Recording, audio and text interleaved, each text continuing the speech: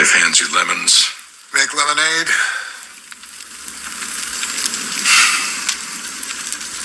No.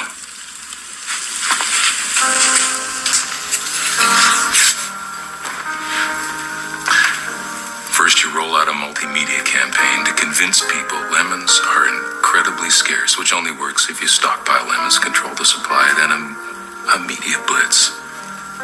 Lemons are the only way to say I love you, the must-have accessory for engagements or anniversaries. Roses are out, lemons are in, billboards that say she won't have sex with you unless you've got lemons. You cut the beers in on it. Limited edition lemon bracelets, yellow diamonds called lemon drops. You get Apple to call their new operating system OS Lemon. Little accent over the O. You charge 40% more for organic lemons, 50% more for conflict-free lemons. You pack the capital with lemon lobbyists. You get a Kardashian to suck a lemon wedge in a leaked sex tape. Timothy Chalamet wears lemon shoes at Cannes. Get a hashtag campaign. Something isn't cool or tight or awesome. No, it's lemon. Did you see that movie? Did you go to that concert? It was effing lemon.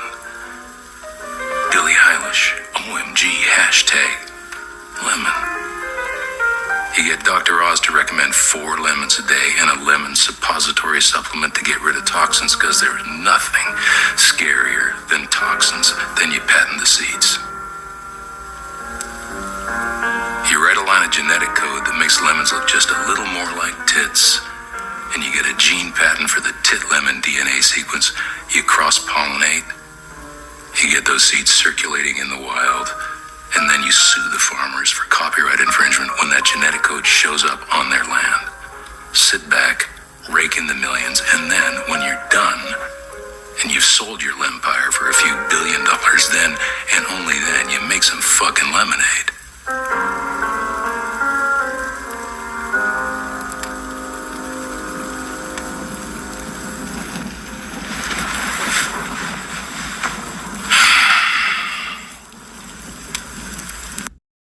Alright, Shalom. I want to give all praises to Yahweh, by Hashem, Yahushai, by Hashem, Rakakadash. Double honor to the apostles and the elders of Great Millstone. Salutation to all you brothers and a few sisters out there. Unto the like foreigners from the seed of Abraham, Isaac, Jacob, Shalom in the Hebrew, which means peace. I'll make this a quick one through the spirit of Yahweh, Hashem, Yahushai. This particular clip that I got is from that show called The House of the Fall of the House of Usher. All right, I just now realized who wrote it. That's a famous writer. Well, anyway, I wanted to I'm not gonna really pretty much be talking about this show in particular. I'm still in the process of watching it. If y'all brothers don't like spooky things, don't watch it. I caution it. Everything that comes out on Netflix now these days is vexing. So I skip a lot of shit just because you might see a scene that you don't want to see. But it's not that terrible, but there's certain things. So the main character gave an example of what we would call, how the modern day elites think, right?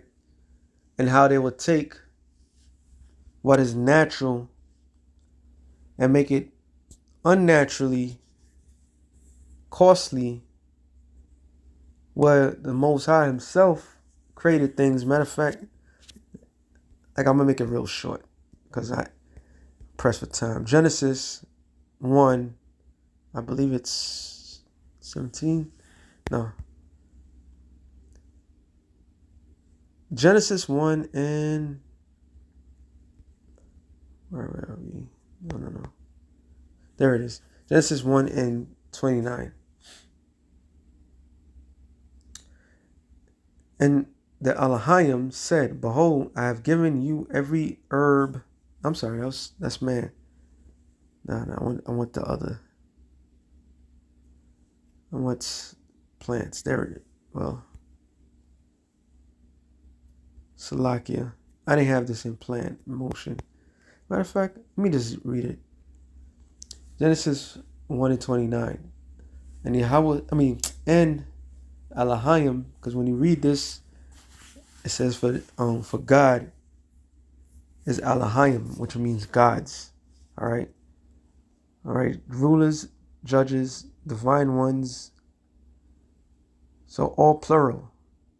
Angels. It's really the angels. All right. Gods. So it's not talking about the one true God, or the one God, the God of gods, the Lord. It's talking about the Yahweh Shai, the angels, the elect. All right. When they created everything. And Elohim said, Behold, I have given you every herb bearing seed, which is upon the face of the earth, and every tree in which the fruit of the tree yields seed. To you it shall be for meat. Oh, actually, this is exactly what I wanted. The spirit. So each thing has a seed. And that seed is what? A replica of itself. So Esau, with his diabolical, masterful, wicked plan, all right, took the creator of all things, beautiful, free, might I add, thing, and put a price on it. So it goes into Ecclesiastes 39 and 11, I believe. No. Ecclesiastes 39 and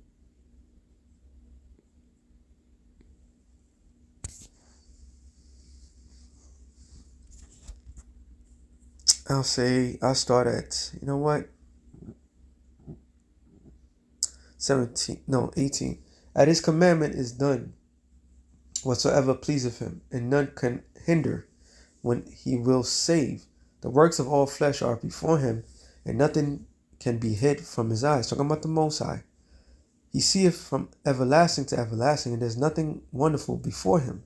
A man need not to say, What is this? Wherefore is that? For he have made all things for their use. So the creator of all things had created everything for a purpose, a use. But somebody took that purpose and that use and misuse it. All right.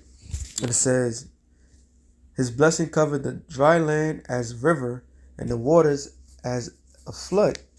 As he have turned the waters into saltness, so shall the heathen inherit his wrath. Clue. As his ways are plain unto the holy, which are the Israelites, okay? Because we aren't harmony with everything that exists, because we are the Lord's chosen. So are they stumbling blocks unto the wicked, the other nations, mainly Esau, Edom. For the good are the good things created from the beginning. So evil things for the sinners. The principal things for the whole use of man's life are water, which now water, you have to purchase water. And once you purchase the water, it's highly priced. You don't know if it's actual water from where it says it is from. It's the same goddamn water you get in tap water. It's full of all sorts of chemicals, which destroys the body, right? Fire. Well, electricity is part of fire. You have to spend money, his money, to put lights in your home, all right? To heat up your houses, which is supposed to be for free. Iron. Well, there's natural iron in certain foods, but yet now you have to buy iron pills in order to get the iron, which is not found in food. Salt, which the salt that they use is not good salt. Salt that they use drains the salt contents in your body, which end up killing you. All right. Instead of salt being the electrolytes that your body needs to sustain yourself, that's not happening. It says flour of wheat. So even the bread. If you look at bread, the the ingredients for bread. Even sometimes when I get taco or a flatbread, you look at the damn fucking ingredients. It got like a whole bunch of ingredients for something that's supposed to be easy. Honey. My goodness, they even destroyed honey. All right? And honey has many medicinal purposes. Overpriced honey. Okay? Milk. Let's not even get started with that. The blood of grapes. You could drink with wine. The wine that's supposed to sustain your happiness and so forth. They overpriced that as well. Okay? And now we have seedless grapes. It says, and oil, they got vegetable oil, which is non-existent, which caused estrogen in men. Okay? And clothing. Now the clothing, which is a process, who owns the clothing factories? Who owns these things? Esau, Edom. All these are for the good to the godly, so the sinners, they turn into evil. So these are the natural things that the Lord sustained man with. These are the things that from the beginning, the creator of all things wanted men to have. All right? But he changed everything. Back to Isaiah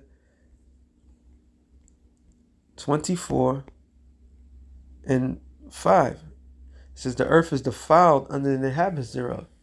Right? You have Bill Gates bought a famous organic apple vinegar recipe. Changed the whole goddamn thing. So you can't even fight off anything naturally anymore. This is why the Lord is gonna. It says in Matthew 24 and 22. It's speeding up the time, speeding up the days, because this man has defiled the earth. He has defiled everything. All right. It says under the inhabitants thereof, because they have transgressed the laws, the land Sabbath. Esau does not follow the land Sabbath. They misuse the lands wherever they at. Squeeze the life out of it. All right. That's why when he made that statement about lemons, and yet everything that they do was something that's natural, they make it a big deal. They publicize it. They change things around it. Like everything of the natural herbs, Gad, Reuben, all right, the other tribes were accustomed of. They knew how to use and utilize the land properly.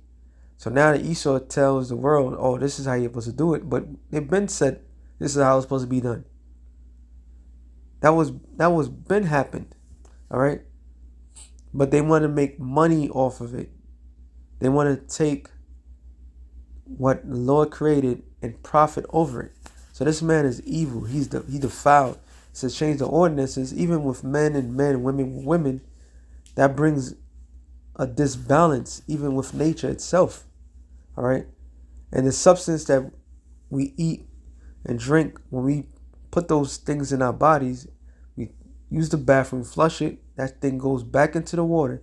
That destroys the marine lives as well. So everything is a cycle of destruction that Esau have committed.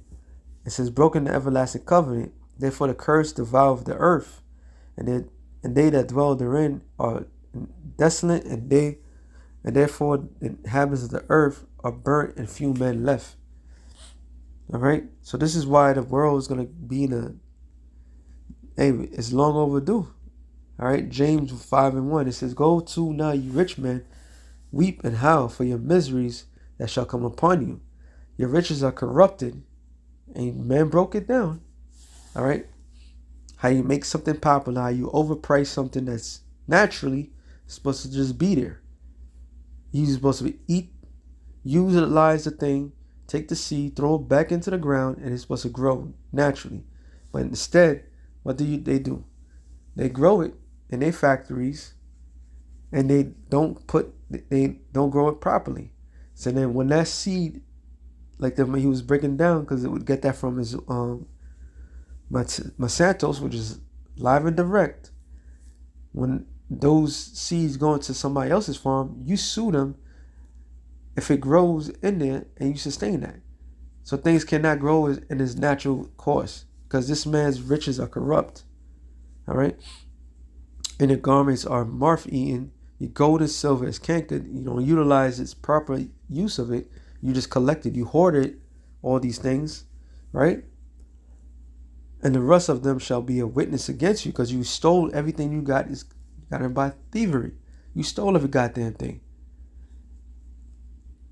And you shall eat your flesh as it were fire. That's that guilt. And your physical, you're going to burn. You have heaped up treasures together for the last days. Behold, the hire of the laborers who have reaped down your fields, which is of you kept back by fraud. Even the people who you utilize to do all these things, commit all these crimes with, you don't even take care of them. So all this is coming back. It's going to bite you devils and that you know what. Of them which reaped are entered into the ears of the Lord of Sabaoth, which means the Lord of armies.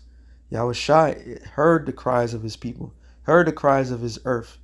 And guess what? Revelations 11 and 18. It said, and the nations were angry, and the wrath has come, because the nation made a deal with the devil. And the devil is not committed to his bargain of the deal. All right. This is only a one-way street. So the nations are angry, and the wrath of the Lord is coming upon them for making that deal with the devil. All right. Oh, how things has changed. And it says, in the time of the dead they should be judged. It's talking about the nations. They are the dead. All right. They are the dead. They're spiritually dead. It says, and thou shalt giveth reward unto the servants thy prophets and the saints and them that fear thy name, and shall small and great, and shall destroy them which destroyeth the earth. And Esau Edom is just literally destroying, annihilating, massacring the earth right now as we speak. All right. And the Lord is displeased with that behavior. And I thought about it. I think I said it, or maybe Apostle Gabar said it. All the hard work that the angels and Yahushua and we did on this earth, this is our pride and joy. You know, in reality, all the things that we added to this world, and here it is, this man destroying the world that gives us, that sustained life. All right, Isaiah, real quick, 45 and 18. It says, for thus saith the Lord that created the heavens, the Most High himself that formed the earth and made it. He hath established it. He created it not in vain. He formed it to be inhabited. I am the Lord. There is none else. So he created this world to be inhabited. All right. This world desires to be inhabited. Desires to be inhabited by the right people. It says, another one real quick. I believe it says,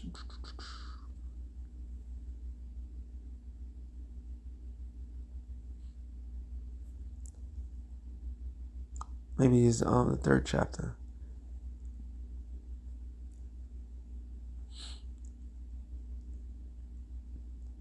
Slakia 3 and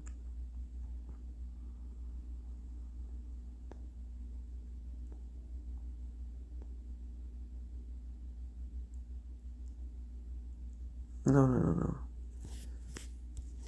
Earth forever, something like that.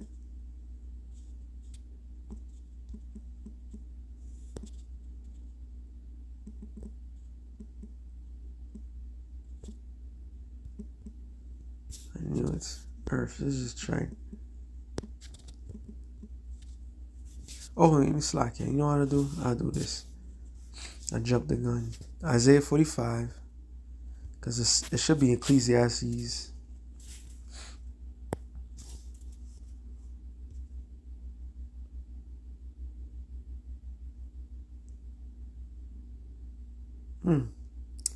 not there. All right. I know I got another precept. Psalms 82.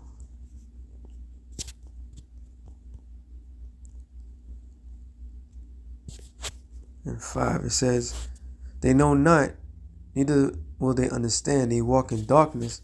All the foundation of the earth is out of course.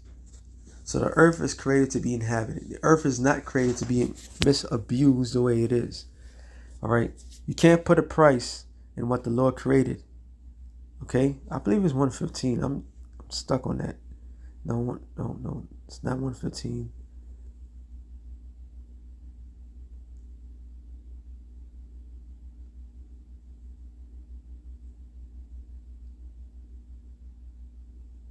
Done.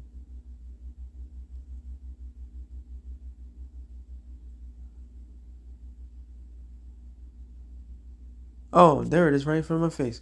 Ecclesiastes 1 and 4.